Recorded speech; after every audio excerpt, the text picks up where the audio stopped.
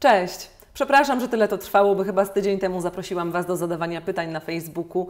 W międzyczasie zdążyłam się rozchorować, przeprowadzić i jak widać po załączonym ascetycznym obrazku, jeszcze nie do końca jestem urządzona, wynajęłam mieszkanie na warszawskiej Pradze. Jeśli są tutaj jacyś moi sąsiedzi i mnie oglądają, to pozdrawiam Was serdecznie. Dzięki za wszystkie pytania, które mi zostawiliście. Jest ich naprawdę masa. Nie na wszystkie uda mi się odpowiedzieć fizycznie, to jest chyba niewykonalne. Wybrałam takie, które wydają mi się ciekawe dla ogółu i coś tam mam do powiedzenia na ten temat. Nie przedłużając, zaczynamy. Jeszcze tylko dodam, że tradycyjnie lista pytań, na które odpowiadam w tym filmie, jest w opisie. Jeśli szukacie odpowiedzi na konkretne, to jest tam też odnośnik do tego miejsca w filmie, w którym na nie odpowiadam. Jedziemy! Jak godzisz swój introwertyzm z przebywaniem wśród ludzi, masy ludzi, na przykład w aglomeracjach? Jak regenerujesz siły, zarówno psychiczne, jak i fizyczne? Pozdrawiam, fanka. Zacznijmy od tego, jak ja rozumiem introwertyzm, bo kiedy powiedziałam o tym w jednym z filmów, wiele osób mi napisało: co ty gadasz, Kaja? Przecież ty jesteś taka odważna i śmiała. Dla mnie introwertyzm nie jest tym samym, co nieśmiałość. Ja rozumiem go w ten sposób, że introwertycy tracą energię swoją, przebywając z innymi ludźmi, natomiast zyskują ją, kiedy są sami, kiedy odpoczywają. A ekstrawertycy mają na odwrót. Oni pobierają energię, nabierają siły witalnych, kiedy są z innymi ludźmi, a tracą ją, będąc samemu.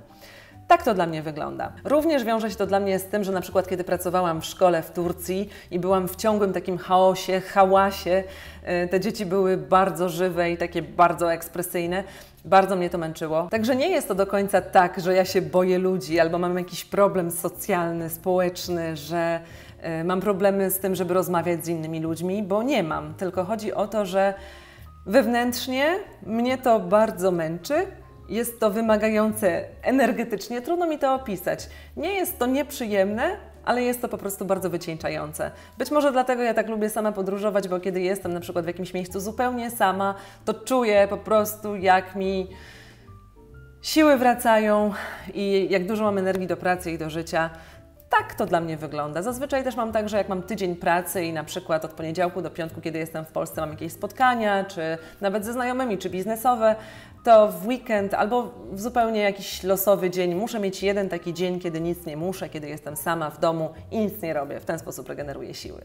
Zastanawiam się, czy nie masz takich chwil, że czujesz, że się wypaliłaś i że podróże już nie dają Ci tyle radości, co wcześniej.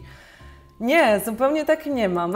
Sporo pytań pojawiło się o moją kondycję psychiczną po ostatnim filmie. Nie wiem, czy to jest dobry trop, ale tak mi się wydaje, że to ma z tym związek, dlatego że ja bym tak sobie pomyślała, oglądając Orły, Sokoły, Herosy na kanale, który różnił się od innych, bo był trochę melancholijny, trochę nostalgiczny, że coś jest nie tak. Odpowiadając na Twoje pytanie, zupełnie nie. Podróże wciąż cieszą mnie tak samo. Zmienił się trochę aspekt tego podróżowania, dlatego że nie mam poczucia, że jadę na wakacje, tylko jadę żyć w drodze, w innym miejscu, ze wszystkim, ze smutkami, z radościami, ze złością, z przygodami itd., itd. Natomiast musicie pamiętać, że każdą historię da się opowiedzieć na wiele różnych sposobów. Dzięki muzyce użytej w filmie, dzięki jakimś tam technikom filmowym i temu, co finalnie twórca wrzuca do zmontowanego filmu. Ten film zrobiłam z premedytacją, wiedząc, że pojawi się pewnie przy nim trochę pytań o to, czy wszystko jest ok, bo zwykle było wesoło, a teraz jest tak trochę mniej, ale zrobiłam to dlatego, że ja lubię przedstawiać rzeczywistość tak, jak ja ją widzę. Wtedy, w tych 3-4 dniach, kiedy kręciłam ten odcinek, było mi trochę smutno. Zdarza się, nie jestem nad człowiekiem. Miałam moment, kiedy byłam przemęczona, bo to była już końcówka mojego Kirgistanu, byłam już zmęczona i trochę tam zdrowie mi doskwierało, o czym Wam pisałam na Facebooku. I tak też przedstawiłam tę historię w filmie. Chciałam też, żeby całościowo kanał Globstory nie wyglądał tylko tak, że ja faktycznie w każdym filmie heheszkuję i wszystko jest w porządku i mam takie super życie i tak dalej, bo nie do końca chcę, żeby tak odbierał mnie internet i tak, żebyście o mnie myśleli, że to wszystko jest takie super i jolo. Po prostu bywa i tak. Zdarza się u każdego, są dni lepsze i gorsze. Myślę, że nie ma się co skupiać na tych gorszych, bo to było dawno i już minęło. Już jak montowałam ten odcinek, to już miałam zupełnie inny nastrój i musiałam sobie przypomnieć, jak to było. Nie oznacza to, że mam załamanie nerwowe i niechęć do podróży. Podróże i opowiadanie historii filmami z podróży to jest wciąż moja pasja, no i mam nadzieję robić to jak najdłużej. Czy zdarzyło Ci się otrzeć o depresję, kiedy przez długi czas podróżowałaś samotnie? Zdarzają mi się spadki energetyczne, o których mówiłam, zdarzają mi się gorsze dni, natomiast stany depresyjne I wydaje mi się, że działa to wręcz odwrotnie, że podróże działają wręcz terapeutycznie. Nie chcę tutaj, wiecie, uderzać w takie tony coachowe typu odnalezienie siebie i tak dalej, ale w 90% przypadków, jeśli ktoś ma jakiś problem w życiu albo potrzebuje się zdystansować, to taka podróż dobrze robi na głowę. Natomiast jeśli chodzi o samotne podróżowanie, ja też wielokrotnie mówiłam w filmach i przy okazji jakichś live'ów, że nigdy nie jest się samemu w podróży. Bardzo trudno jest to zrobić, bo kiedy zatrzymujecie się w jakimś miejscu, na przykład w hostelu, to zazwyczaj są tam jeszcze inni samotni podróżujący i to jakoś tak wychodzi, że ludzie ze sobą wchodzą w interakcje, spędzają ze sobą na przykład wieczory, albo jadą gdzieś wspólnie, albo jakiś odcinek trasy robią razem. Naprawdę trzeba się mocno natrudzić, aby być tak zupełnie samemu w podróży. Skoro ludzie wyjeżdżają na wakacje, a Ty wyjeżdżasz ciągle, to jak wyglądają Twoje wakacje? Bardzo fajne pytanie. Ostatnio się sama nad tym zastanawiałam i odpowiedź brzmi w Polsce. I przeszło mi też przez myśl, też pisałam o tym na Instagramie, przeszło mi przez myśl, aby robić filmy z Polski. Ale z drugiej strony zabrałabym sobie ten czas, kiedy nie mam odruchu i nawyku chwytania za aparat. Pozbyłabym się go, robiąc właśnie filmy i szukając ciekawych rzeczy, patrząc na Polskę tak, jak patrzę na inne kraje. Bardzo lubię nasz kraj, czuję się tutaj jak w domu, tutaj mam rodzinę, znajomych, tak wyglądają moje wakacje. Myślę, że gdybyśmy ze znajomymi również zorganizowali sobie jakiś wypad za granicę, to też byłyby to dla mnie wakacje. Nie kręciłabym, ponieważ za dużo by się działo w moim otoczeniu. Chyba nie byłabym w stanie pracować właśnie nie będąc samemu. Także tak też widzę opcję wakacyjną, ewentualnie zagraniczną. Masz już ponad 30 lat, czas leci i takie tam, nie zamierzasz założyć rodziny, mieć dzieci, nie brak Ci tego? Jeśli tak, to jak to pogodzić? Czy zastanawiałaś się nad tym?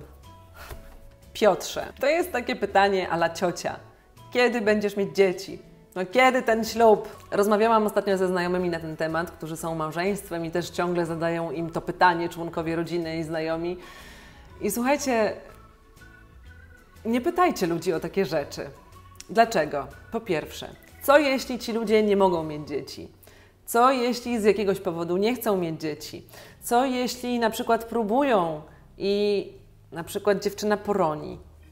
Wiecie, są różne tragedie, których nie widać. Zaraz zabrzmi, jakbym ja przeszła jakąś tragedię. Nie, chodzi mi o w ogóle koncept zadawania takiego pytania ludziom. Poza tym założenie rodziny, plany związane z takimi rzeczami, to nie do końca jest tak, że to sobie można tak w życiu zaplanować. Odniosę się jeszcze do jednego pytania, które wraca do mnie jak bumerang, o moje sprawy sercowe, o to, czy jestem w związku, o to, czy jestem w związku z Turkiem, o to, czy co tam u mnie i tak dalej, no nieważne.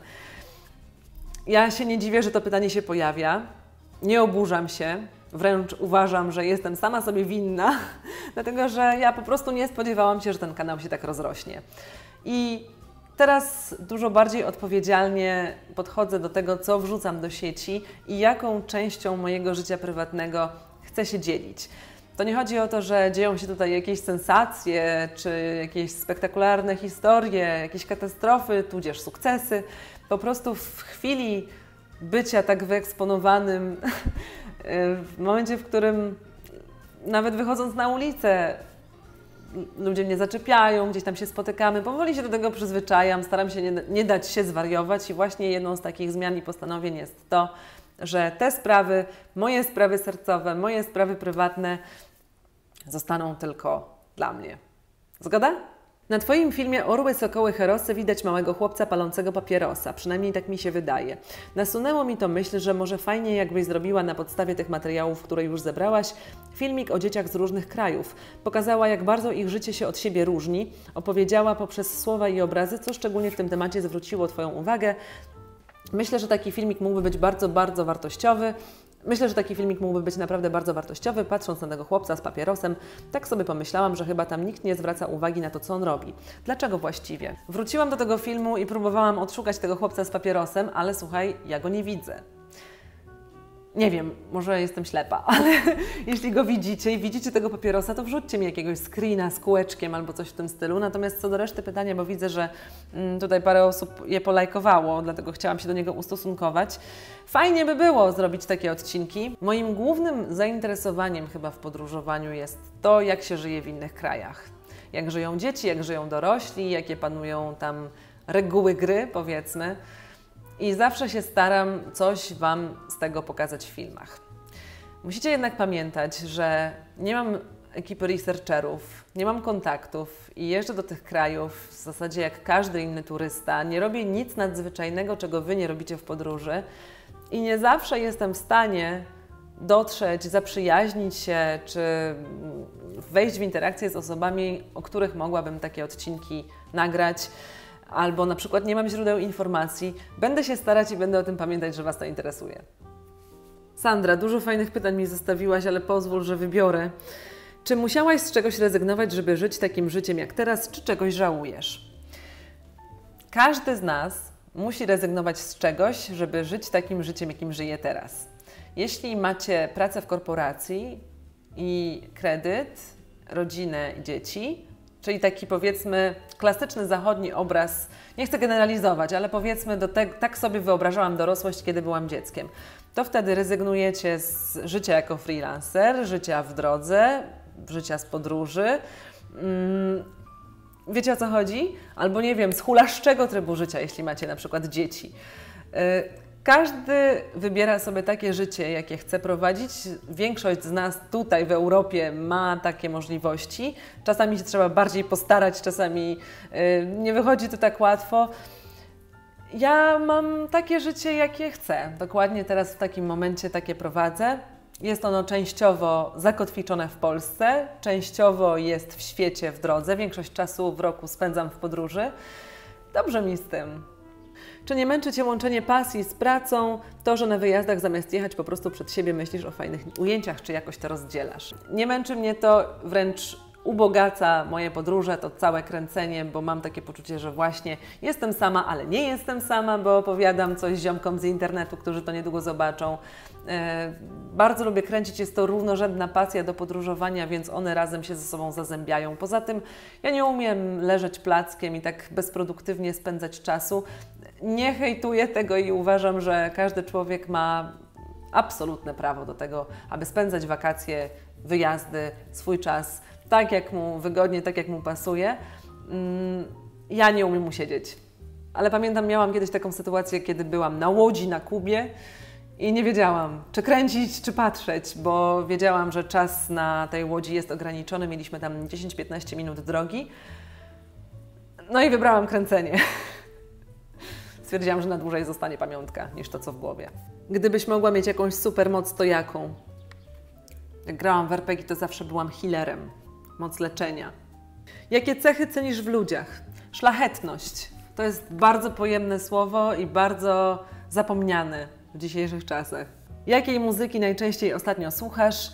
Zapraszam na Instagrama, tam czasami na Instastory dzielę się moimi playlistami. W ogóle ja prowadzę trochę podwójne życie, bo ostatnio się okazało, że są na Instagramie osoby, które w ogóle nie kojarzą mojego kanału i tam w ogóle mam zupełnie inną osobowość internetową, bo Instastory to jest takie moje bardzo prywatne medium, na którym, jak to określiłam niedawno, całkiem trafnie mi się udało, to jest po prostu taki mój bardzo luźny i swobodny przepływ świadomości, okraszony sucharami.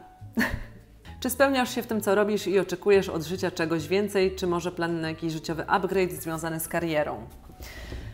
Absolutnie jestem szczęśliwa z tego, co robię, dlatego że jest to dużo więcej niż spodziewałam się, że mi z tego YouTubeowania i podróżowania wyjdzie.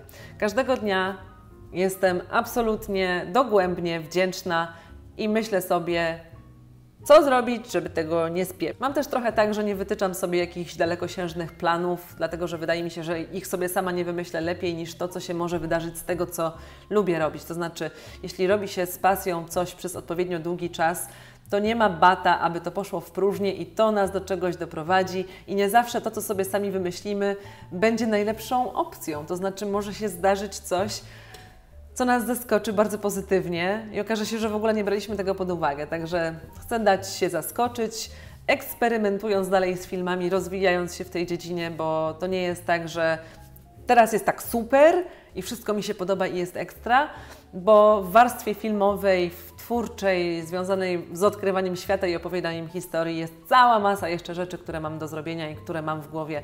Mam mnóstwo planów i pomysłów. Mam nadzieję, że Wam się będą podobać. Widząc na jednym z filmów, że dajesz sobie radę doskonale za kierownicą auta terenowego, czy lubisz powozić terenówką i czy myślałaś o podróżach bardziej zmotoryzowanych, co otwiera całe mnóstwo nowych możliwości? Tak.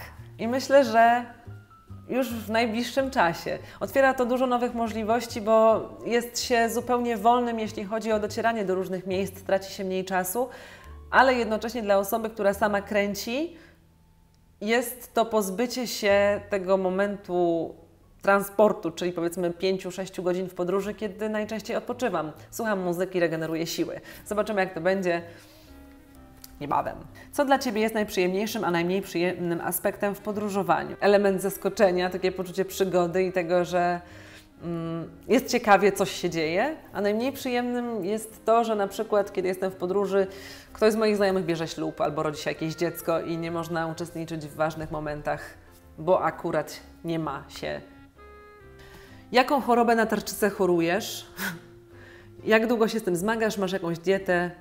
Z tego powodu zioła, leki. Bez wchodzenia w szczegóły i bez podawania karty pacjenta mogę Wam powiedzieć, że choruję na chorobę Hashimoto i na niedoczynność tarczycy, bo one się bardzo często ze sobą wiążą. Choruję na nią od 5 lat, wiąże się to po prostu z przyjmowaniem dawki leków, dla tych do końca życia już.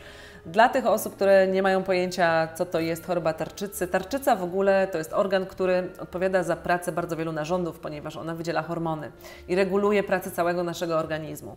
Wiąże się to z tym, że jeśli ktoś ma problem z tarczycą, to może mieć problemy z samopoczuciem, z wyglądem, z emocjami, z wagą, z wahaniem wagi, z tym, jak wygląda jego twarz, czy ma worki pod oczami, czy nie, jak szybko się starzeje, jak wolno, czy ma spadek emocjonalny, który jest związany z problemami życiowymi, czy to może na przykład tarczyca i tak dalej, i tak dalej. Różne są objawy, różne ludzie mają problemy i przypadłości, ale z drugiej strony no, ludzie mają naprawdę gorsze rzeczy, nie chcę się nad tym roztkliwiać, nie zawsze jest tak, że ta choroba jest zupełnie obojętna. Na przykład jest jednym z głównych powodów, dla których nie pojechałam do Mongolii, ponieważ myślę, że gdybym tam pojechała i dała sobie akurat w tym momencie takiego bardzo intensywnego strzała ekstremalnej podróży z ubogą dietą, to mogłoby to rzutować na po prostu moje zdrowie w przyszłości. Nie ma tragedii, jest ok, wszystko jest pod kontrolą, jedziemy dalej. Wspomniałaś kiedyś, że w niedalekiej przyszłości chciałabyś tworzyć materiały bardziej obszerne, dłuższe. Podejmiesz się tego sama, czy myślisz o stworzeniu ekipy filmowej, czy może współpraca z telewizją? Myślę, że YouTube to jest tylko jakaś tam część mojej drogi zawodowej i bardzo bym chciała, żeby kolejnym krokiem w rozwoju tych moich filmów i tych moich opowieści ze świata było to, że faktycznie będę robić dłuższe formy. Nie wiem kiedy, może w przyszłym roku, może za 2 lata, może za 3 lata, ale chciałabym się zmierzyć z dokumentem. Nie wiem, czy będę budować ekipę. Zobaczymy. Czy jest szansa na spotkanie gdzieś na południu Kraków, Katowice? Kraków, ja Was słyszę. Wy mi spamujecie wszystkie spotkania, kiedy Kraków. Ze spotkaniami w Polsce jest tak, że bardzo by mi się przydała pomoc w organizacji.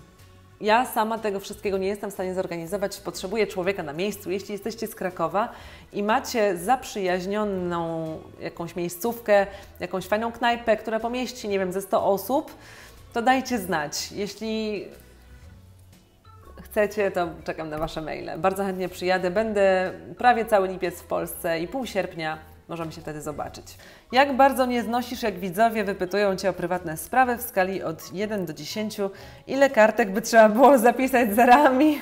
Tak jak powiedziałam wcześniej, nie denerwuje mnie to. Rozumiem to, wiem z czego to wynika i biorę na siebie odpowiedzialność. Jest to trochę męczące, kiedy te pytania pojawiają się ciągle i te same, mimo tego, że odpowiedziałam już na nie wiele razy, ale też to rozumiem, że ktoś nie będzie mnie śledzić we wszystkim, co robię w internecie, także też to do końca rozumiem. No, część pracy po prostu. Jak to jest, że zawsze jesteś taka uśmiechnięta, pogodna, radosna? Zdradź przepis na taką mega energię, jak Ty posiadasz. Bierzecie laleczkę voodoo, robicie jej wianek z mleczy wbijacie szpilkę w gardło i to nie jest tak, że ja mam zawsze dobry humor i mnóstwo energii. Faktycznie jestem pogodna z natury i mam dużo tej energii, ale nie jest tak, że jestem wow przez 24 godziny na dobę.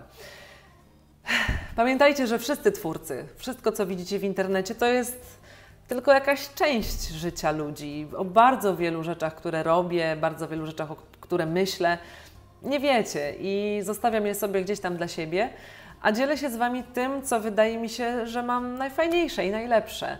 Czyli właśnie pozytywnym podejściem do świata, dystansem i tak dalej, i tak dalej. No, mam nadzieję, że tak to też widzicie i z tego, co czytam, tak właśnie jest. Ale nie jestem nad człowiekiem i nikt nie jest. Poza tym, co to by było za życie, gdybyśmy przez cały czas byli tacy uśmiechnięci i radośni? Potrzebujemy też tej drugiej strony chyba, żeby docenić takie momenty. Mogę Wam natomiast powiedzieć, co ja robię, kiedy mam doła, albo nie wiem, taki poradnik pozytywnego myślenia, co na mnie działa, jak się nakręcam pozytywnie. To jest po pierwsze muzyka. Słucham bardzo dużo, bardzo często na słuchawkach czy w domu pozytywnej muzyki, która mnie tak, wiecie, upliftuje. Mam dużo przyjaciół, znaczy dużo. Mam dobrych przyjaciół, tych, których mam w życiu. To są naprawdę pozytywne, nietoksyczne, kochane, życzliwe osoby. Staram się żyć tak, aby robić dużo tego, co lubię, aby mieć czas na swoje pasje. Staram się mieć czyste sumienie, być dobrym człowiekiem. Myślę, że to też wpływa bardzo na samopoczucie i postrzeganie w ogóle samego siebie. Podróżuję dużo, co daje mi dystans do świata i spojrzenie na to, że takie małe problemy wcale nie są problemami. Dużo myślę o tym, co mam, nie o tym, czego nie mam. Doceniam to, jakie mam życie i cieszę się nim takim, jakim jest. Daję sobie prawo do popełniania błędów, nie biczuję się za to umysłowo, że coś idzie mi nie tak. No i oglądam dużo memów w internecie. Gdybyś miała wybierać zostać w Polsce ze znajomymi, rodziną i nigdy już nie podróżować poza granicę Polski lub wyjechać podróżować, ale nigdy nie mogłabyś wrócić do kraju, a rodzina i znajomi nie mogliby Cię odwiedzać, co byś wybrała? Boże, jaki kategoryczny wybór, ale nie wiem, czy znam kogoś, kto wybrałby to drugie. Oczywiście, że rodzina i znajomi. Skoro teraz zostajesz na miejscu, to może obiecany poradnik o przygotowaniu, obróbce zdjęć, jakie robisz. Może wspomnisz w materiale o korekcie kolorów, żeby filmy ze wszystkich źródeł wyglądały na jedną całość. To jest dobry moment, aby powiedzieć Wam trochę o moich planach na przyszłość. To znaczy, jadę teraz w podróż dwutygodniową, z której będą filmy w lipcu. W lipcu też będzie poradnik dotyczący sprzętu i robię sobie w ogóle taką krótką przerwę. Muszę z różnych względów, zdrowotnych głównie, trochę odsapnąć. To znaczy przez najbliższe pół roku takiej dłużej, porządnej wyprawy nie będzie. Będę się starała w tym czasie właśnie opowiedzieć Wam o różnych rzeczach związanych z kręceniem filmów, zrobieniem zdjęć. Nie będzie bezczynnie. Czy planujesz pojechać do Afryki? Czemu tak często wybierasz wschód? Na zasadzie, bo tam tanie bilety, czy po prostu Azja odpowiada Ci najbardziej? No i oczywiście, czy jest minimalna szansa, że zawitasz do Krakowa? Jest szansa! Jezu, Kraków. No z tą Azją to tak było, że faktycznie były najtańsze bilety, ale mam w planach dużo różnych kierunków. No została cała reszta świata. Bardzo chciałabym pojechać na przykład do Kolumbii, bardzo chciałabym pojechać do Namibii, bardzo chciałabym pojechać do Patagonii. No jest bardzo dużo, Madagaskar i tak dalej. Wszystko w swoim czasie po kolei. Czy planujesz nagrać płytę? Masz cudowny głos, Kaja e-booki chociaż. Nie planuję nagrać płyty. Bardzo chciałabym wrócić do robienia muzyki. Nie mam na to czasu. Gdybyś mogła choć na chwilę zobaczyć inne czasy, to wybrałabyś przeszłość czy przyszłość? Zdecydowanie przyszłość. Ja jestem tak strasznie ciekawa tego, co będzie. Jestem trochę gadżeciarą, jestem ciekawa technologii. Bardzo chcę być taką staruszką, której wnuczek nie musi tłumaczyć, jak się wysyła SMS-y. Przeszłość też jest w dużej mierze nieznana, bo znamy tylko jakiś tam urywek skrawek naszej historii, ale już możemy sobie wyobrazić, jak to mniej więcej było. Natomiast przyszłość, wszystko się może wydarzyć. Jestem bardzo ciekawa, czy staniemy się nad ludźmi, czy będziemy żyć wiecznie, czy zniszczymy ten świat do reszty. Jak sobie radzisz z zaczepianiem przez mężczyzn w czasie samotnych podróży, od podrywaczy do sprzedawców selfie sticków? Uważam, że my dziewczyny z Polski jesteśmy bardzo miłe.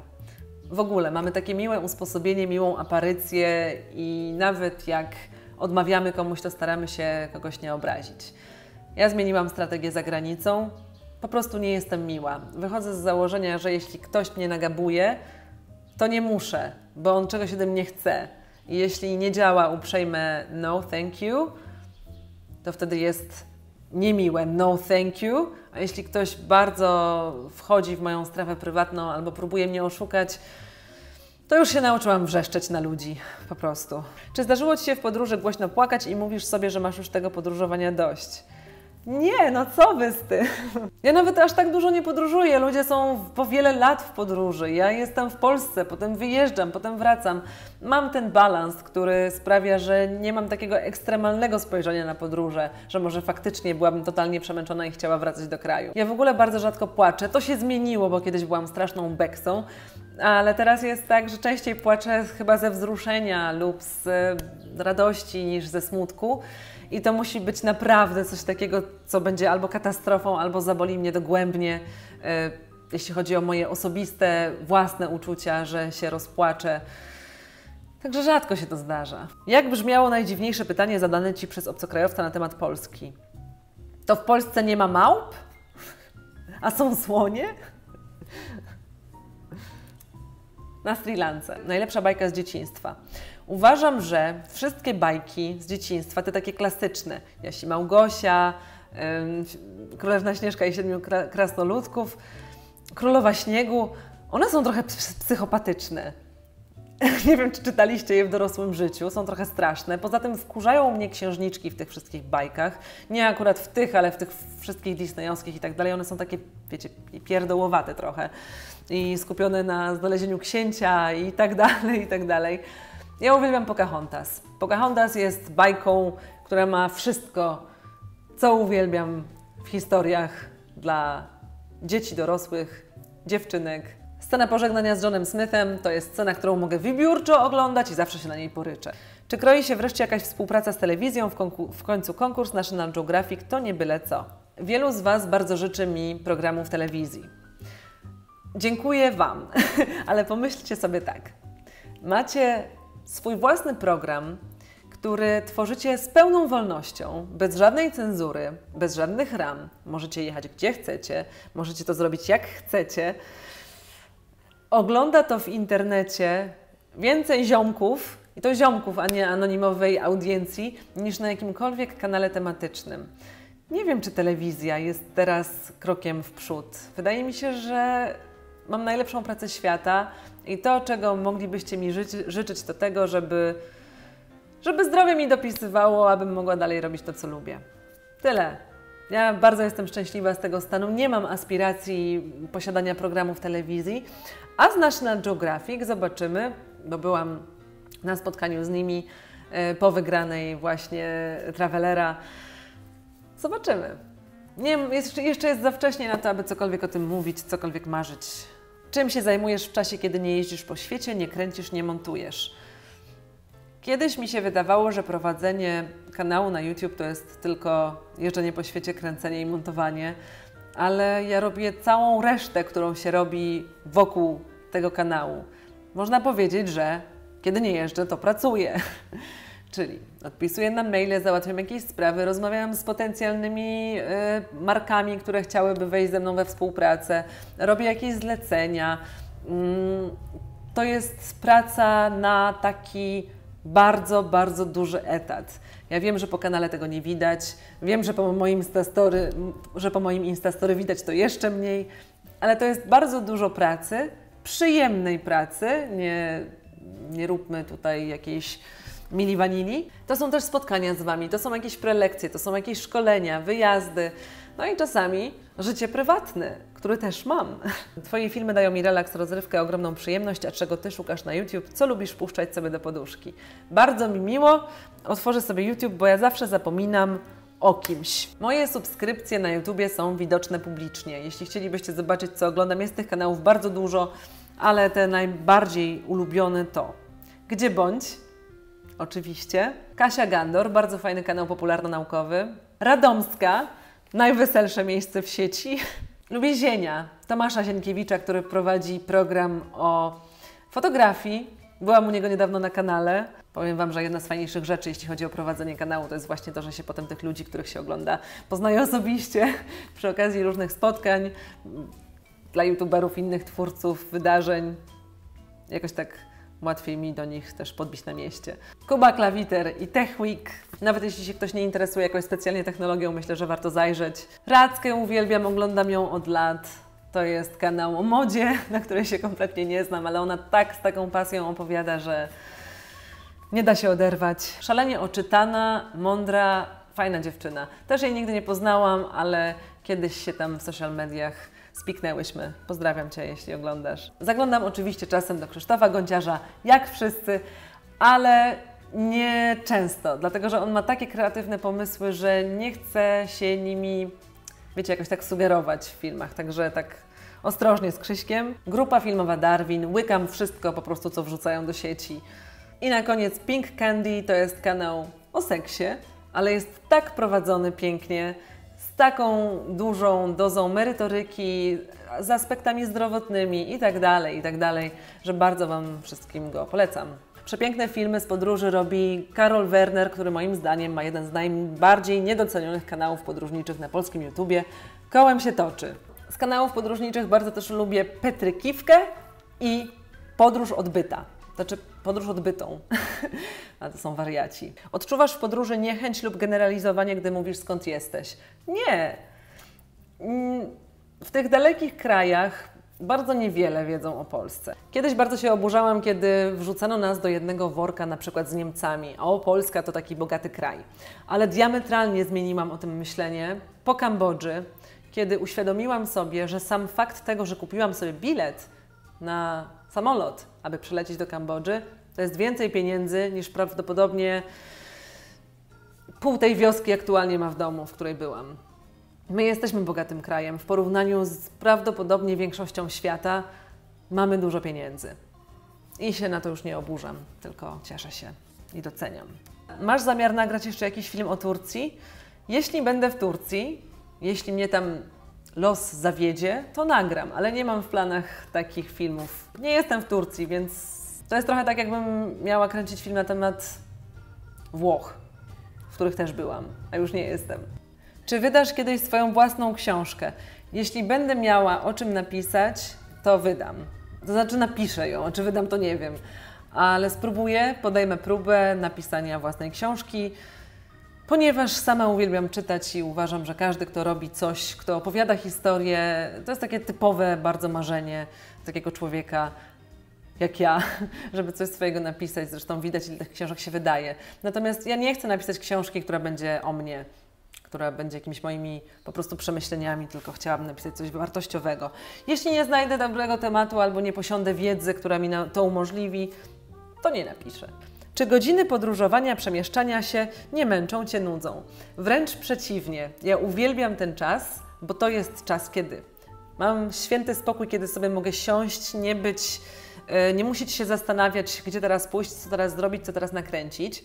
To jest czas, kiedy uporządkowuję sobie w głowie pomysły na filmy. To jest czas, kiedy słucham muzyki, odpoczywam.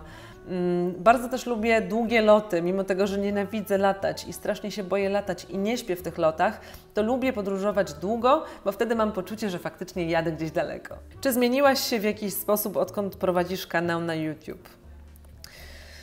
Mam nadzieję, że tak, że na lepsze. Nie wiem, to jest takie pytanie, które trzeba było zadać moim znajomym. Ostatnio siedziałam z moją przyjaciółką na bulwarach w Warszawie nad Wisłą i tak sobie siedzimy i tak jej powiedziałam, słuchaj, ale się porobiło, nie? Ona mówi, no ja cały czas jestem w szoku. Mam nadzieję, że się rozwinęłam dzięki podróżom, że dojrzałam.